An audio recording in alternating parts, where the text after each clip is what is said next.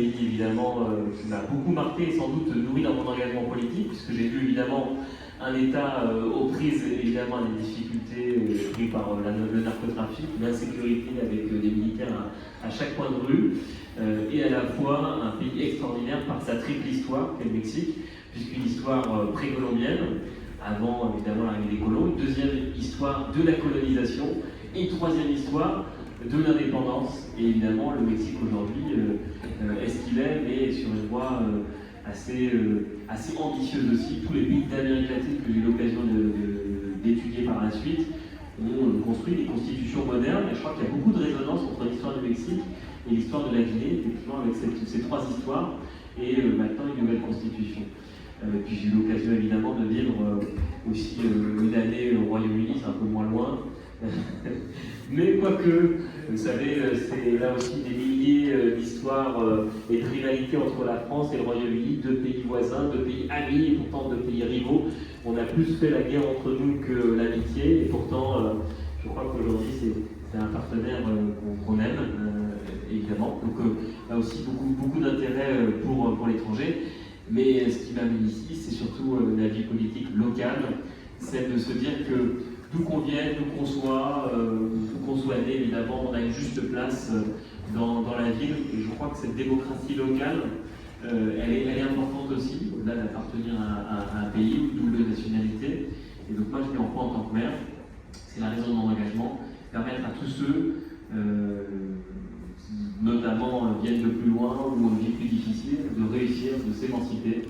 Et c'est la mission qu'on se fixe avec tout le conseil municipal. Et donc je suis très heureux de l'équipe que je mène et qui a transformé Laval depuis quelques années. Mais comme je suis en devoir de réserve, je n'en dirai pas plus. Ça marche, merci. Alors on va passer la parole à son excellence, monsieur l'ambassadeur, pour nous présenter aussi son parcours.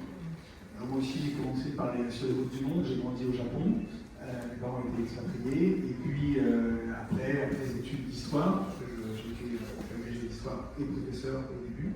J'ai passé le concours de la diplomatie, je suis commencé par la diplomatie culturelle.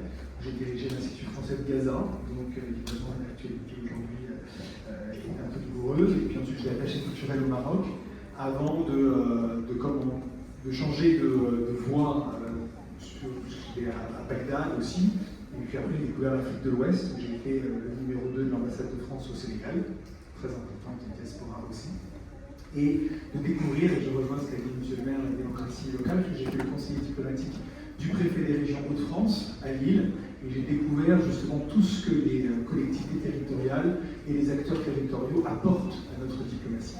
Et depuis un an, je suis désormais ambassadeur de France en Guinée, et je reviendrai tout à l'heure sur l'importance justement de comment on considère ces personnes qu'on a invisibilisées dans l'espace public et diplomatique, les diasporas, parce qu'elles sont à la fois ici et là-bas, et quels sont nos outils pour essayer justement de les rendre encore plus actrices de ces passerelles entre nos deux espaces ici et là-bas.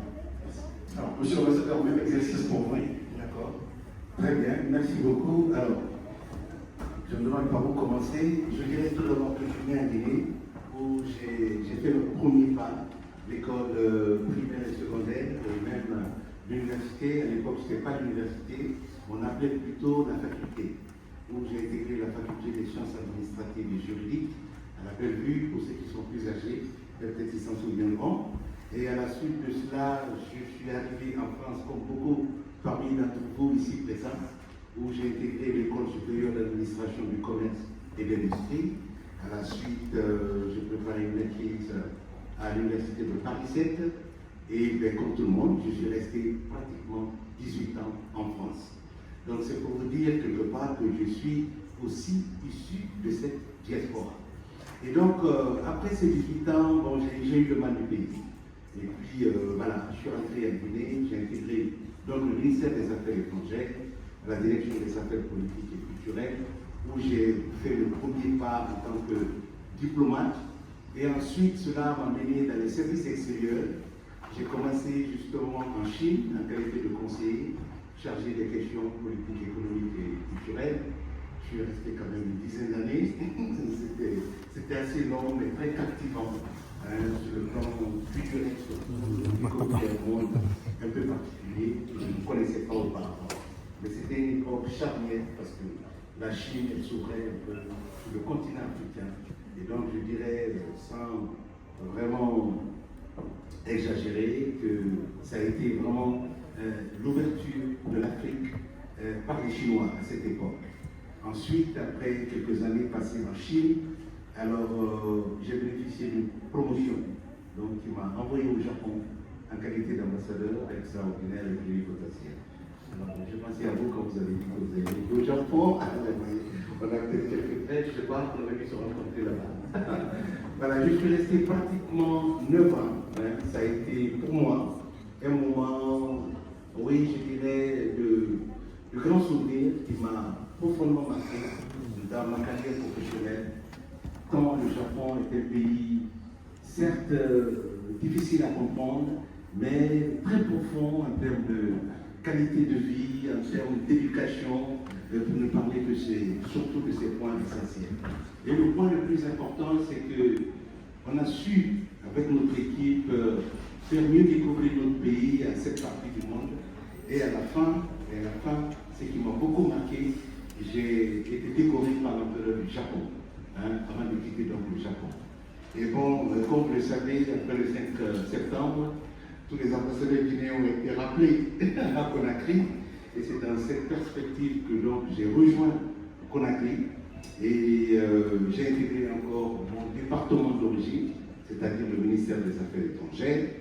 Et puis, je ne sais pas quelles sont les idées qui ont prévalu sur mon choix. Peut-être que l'Excellence en sait quelque chose. Bon, voilà. De compte fait, on m'a proposé donc le poste d'ambassadeur de Guinée en France. J'avoue que j'étais très surpris après avoir passé 18 ans, d'abord jeune, et puis en tant qu'élément de la diaspora en France, et puis après de me retrouver après comme le premier représentant de mon pays en France. Donc c'était un défi extrêmement important pour quelqu'un comme moi, qui a déjà vécu dans ce pays, et venir justement représenter vraiment la diaspora. Donc aujourd'hui je suis en France, on essaie de travailler ensemble avec les différentes communautés, avec les associations pour porter plus haut les couleurs de notre pays et faire en sorte que la diaspora, c'est le sujet de nos débats aujourd'hui, elle puisse être plus visible, plus considérée et être prise en compte dans tout le rôle qu'elle joue dans le développement socio-économique de notre pays. Il y a des initiatives qui se mettent en place. Tout récemment, nous avions organisé un forum sur l'identification des compétences et des entreprises. On aura le temps de rentrer dans tous ces détails. On voulait juste rester sur le petite connaissance, on aura le temps de rentrer dans ces détails. Merci beaucoup. On peut applaudir quand même pour ces parcours artistiques. Je pense que ça inspire, c'est inspirant, parce que je réalise que je n'ai pas fait encore le tiers de tout ça, mais bon, on va suivre vos exemples. Alors, dans la salle, vous avez une mixture d'entrepreneurs culturels, d'artistes, d'investisseurs économiques et culturels. On a beaucoup d'interrogations, on a beaucoup de questions, on a envie de sortir de cette mairie-là avec des pistes, avec des solutions, pas qu'échanger et derrière encore rester sur du questionnement. Moi je reste sur vous, puisque je vous prends en gros, vous avez parlé de visibilité de la diaspora aujourd'hui. Monsieur l'ambassadeur, selon vous, quels sont les apports les plus visibles de la diaspora guinéenne dans le secteur culturel? Pour rentrer dans le sujet. D'accord. Alors pour entrer dans ce sujet, il faut dire que l'aspect le plus visible de la contribution de la diaspora au développement culturel, c'est la promotion de la musique et des arts guinéens. Donc comme vous le savez, chaque année, il y a beaucoup de manifestations culturelles qui se produisent, pas seulement à Conakry, mais à l'extérieur de la Guinée. Le FUMIA en Côte d'Ivoire, ça a été un aspect extrêmement important où la Guinée a eu une participation active à travers la manifestation de son art et de sa culture. Je crois qu'il faut rappeler un fait qui est très important, même si la jeune génération ne la maîtrise pas souvent, c'est que la Guinée elle a été avant tout à l'avant-garde de l'art et de la culture en Afrique. Les années de l'indépendance ont été des éléments, des outils diplomatiques au sein du régime en place. Les ballets africains que vous connaissez, les ballets Djoliba et l'ensemble instrumental ont été les instruments de la diplomatie dans les mains du premier régime. Donc, même si après quelques années, il y a eu quelques fractures au niveau de cette dynamique, il fallait redonner beaucoup plus de visibilité, beaucoup plus d'engagement pour que la Guinée retrouve enfin sa place dans le temps. Donc au niveau de FUMEA, il y a aussi, la Guinée a été invitée d'honneur à la délégation des artistes guinéens des conteurs et des humoristes à Abidjan. Et ça aussi, ce sont des aspects extrêmement importants sur lesquels il faut mettre un accent tout à fait particulier. Avec l'arrivée de notre jeune ministre de la Culture, un homme animé de bonne volonté, de belles initiatives, il essaie de mettre aujourd'hui en lumière la culture et l'art de notre pays. Donc voilà, moi, ce que je peux justement dire par rapport à cette question. Ça marche. Alors, monsieur l'ambassadeur, on parle de diaspora, l'accent est mis sur la diaspora. Aujourd'hui, l'impact se chiffre à quoi dans les deux sens, que ce soit de la France vers la Guinée ou de la Guinée vers la France? C'est un heureux hasard, mais pas de hasard. Hier soir, le ministre de l'Europe et des Affaires étrangères, Jean-Noël Barrot, et la ministre de la Culture, Rachida Dati, ont inauguré à Paris la Maison des Mondes Africains. La Maison des Mondes Africains, c'est un choix du président de la République de donner un lieu, de donner une adresse pour tous les créateurs, qu'ils soient africains, mais aussi afro-descendants. Et ça me semble vraiment formidable d'avoir un écho territorial aujourd'hui à Laval, parce que, comme vous l'avez dit, monsieur le maire, monsieur le ministre aussi, ça fait 6 ans que vous travaillez sur cette question-là, avec un acteur culturel ici.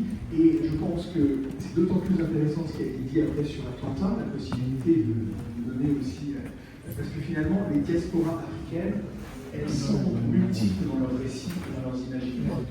Il y a évidemment toute la Caraïbe, puisque avec l'esclavage et avec la déportation transféranique, il y a eu évidemment énormément de communautés qui, avec Henri Scondé, avec Aimé Césaire, ont aussi apporté énormément à la culture française.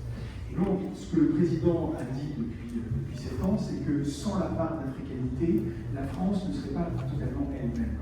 Et donc aujourd'hui, il y a la nécessité de travailler sur ces imaginaires, sur ces récits, sur ces histoires. Et ce n'est pas quelque chose qui a à voir avec le débat français sur woke, pas woke, c'est à voir sur la fabrique du nous, qui nous sommes, et finalement la promesse républicaine de la fraternité. Et donc c'est important d'avoir des instances comme la Maison des Mondes Africains, mais aussi comme sont les territoires dans leur incubation démocratique. Et je pense que là, il y a plein d'outils pour donner à ces créateurs l'idée d'abord de leur visibilisation.